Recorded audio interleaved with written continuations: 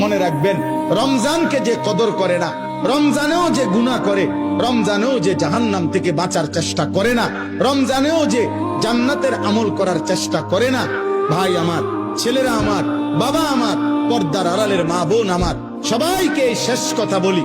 আল্লাহ রসুল বলছে, জিব্রাইল আইসা রমজানের শেষ দিন নবীজিকে আইসা বলে গেছে, ইয়া রাসূলুল্লাহ, এত বড় রমজান পেল, ইফতার, সাহারি, তারাবি, এতেকাফ, শবে কদর, প্রতি ঘন্টা মিনিটে এত মাফ নেওয়ার সুযোগ থাকার পরেও যেই নাফরমান জাহান্নাম থেকে বাঁচার চেষ্টা করে নাই, গুনাহ থেকে আল্লাহর কাছে মাফ নেয় নাই, জান্নাতের জরুর আশা পূর্ণ করতে পারে নাই, আমল করতে পারে নাই, খোদার কসম নবীজি বলছে, জিব্রাইল আইসা বলছে, ইয়া রাসূলুল্লাহ, এমন নাফরমানের উপরে আল্লাহর লানত, আল্লাহর লানত, লানত, লানত। নবী বলছে আমিন, আমিন। মানে নবী বলছে, হ জিব্রাইল, আমিও বললাম আল্লাহ, এমন লানত আপনি কবুল করেন এই নাফরমান উম্মতের উপরে, আমি নবীরও লানত, যা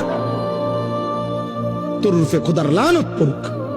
আল্লাহর কসম, বেনামাজি ছেলেরা, এই আব্বা, তোদের প্রত্যেককে বলি বাপ, আল্লাহর কসম, তোদের নামাজ পড়তে মন চাইবে রে বাপ, সেজদা দিতে মন চাইবে, সেজদা দিতে মন চাইবে আব্বা।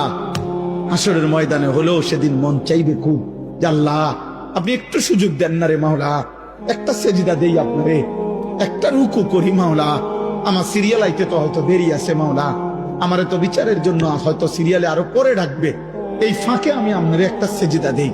আল্লাহ বলেন, ওয়ালাউ শি'না লাআতাইনা কুল্লা নাফসিন হুদাহা।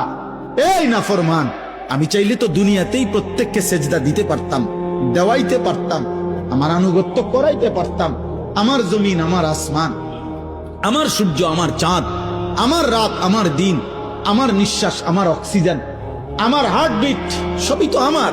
আমি চাইলে পারতাম বান্দা, আমি তো বাধ্য করে আনুগত্য নিতে পারতাম, কিন্তু যদি বাধ্য করেই নিতাম তো পুরস্কার দেব কেন? তাইলে আর পুরস্কার দেব কেন? তাইলে আর জান্নাত জাহান্নামের কি দরকার? বিচার আচারের কি দরকার? আখিরাতের কি দরকার?